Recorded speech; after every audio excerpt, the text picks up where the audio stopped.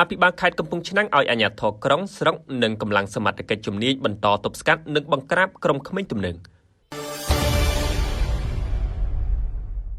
អភិបាលខេត្តកំពង់ឆ្នាំងឯកឧត្តមសុនសវណ្ណរិទ្ធនៅថ្ងៃនេះបានដាក់វិធានការយ៉ាងម៉ឺងម៉ាត់បំផុតដល់អាជ្ញាធរក្រុងស្រុកនិងកម្លាំងសមត្ថកិច្ចជំនាញក្នុងភូមិសាស្ត្រនៅខេត្តកំពង់ឆ្នាំងត្រូវយកចិត្តទុកដាក់អនុវត្តពិសេសការទប់ស្កាត់និងបង្ក្រាបក្រុមក្មេងទំនើងធ្វើឲ្យដូចភ្លៀងរលឹមការលើកឡើងរបស់អភិបាលខេត្តកំពង់ឆ្នាំងបានធ្វើឡើងកាលពីព្រឹកថ្ងៃទី28ខែមេសាឆ្នាំ2026ក្នុងកិច្ចប្រជុំរបស់គណៈបញ្ជាការឯកភាពខេត្តកំពង់ឆ្នាំងឯកឧត្តមបានបន្តថាចំពោះក្មេងទំនើងគណៈបញ្ជាការឯកភាពក្រុងស្រុកត្រូវតែបន្តបង្ក្រាបឲ្យខ្លាំងក្លាដើម្បីធ្វើយ៉ាងណាឲ្យភូមិឃុំសង្កាត់មានសុវត្ថិភាពបង្កភាពកក់ក្ដៅដល់ប្រជាពលរដ្ឋទៅតាមអនុសាសន៍ដ៏ខ្ពង់ខ្ពស់របស់សម្ដេចមហាបវរធិបតីហ៊ុនម៉ាណែតនាយករដ្ឋមន្ត្រីនៃកម្ពុជា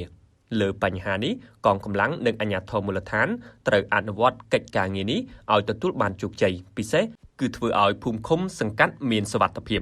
ឯកឧត្តមអភិបាលខេត្តបានសង្កត់ធ្ងន់ថាចំពោះល្បែងស៊ីសងគ្រប់ប្រភេទត្រូវតែលុបបំបាត់មិនត្រូវឲ្យមាននៅក្នុងមូលដ្ឋានរបស់ខ្លួនដាច់ខាតតាមរយៈការពង្រឹងពីមួយថ្ងៃទៅមួយថ្ងៃឲ្យបានខ្លាំងដើម្បីឈានទៅលុបបំបាត់ឲ្យអស់ក្មេងទំនើងគឺត្រូវអនុវត្តវិធានការរដ្ឋបាលនិងវិធានការច្បាប់គ្រប់ភាគីពាក់ព័ន្ធត្រូវចូលរួមអនុវត្តឲ្យមានប្រសិទ្ធភាពខ្ពស់បញ្ហាក្មេងទំនើងនៅតែមានការដាក់ចេញនៅគោលការណ៍3រួមមានទី1វិធានការអប់រំទី2វិធានការរដ្ឋបាលនិងទី3វិធានការច្បាប់ឯកឧត្តមបានបញ្ជាក់ទៀតថាចំពោះសមត្ថកិច្ចកងកម្លាំងរបស់យើងគឺត្រូវរួមគ្នាឯកភាពគ្នាឲ្យបានមុតស្រួចអនុវត្តទប់ស្កាត់ជាមួយនឹងក្មេងទំនើងមិនគួរទុកចន្លោះប្រហោងឲ្យក្មេងទំនើងបង្កបទល្មើសធំៗនៅក្នុងខេត្តរបស់យើងនោះទេព្រោះបទល្មើសមានការថមថយនៃការត្រួតពិនិត្យគ្រឿងស្រវឹងគ្រឿងញៀនតាមដងផ្លូវសាធារណៈយើងត្រូវប្រមូលកម្លាំងសរុបធ្វើកិច្ចការជាមួយក្រុមក្មេងទំនើងឲ្យមានប្រសិទ្ធភាពខ្ពស់បំផុត។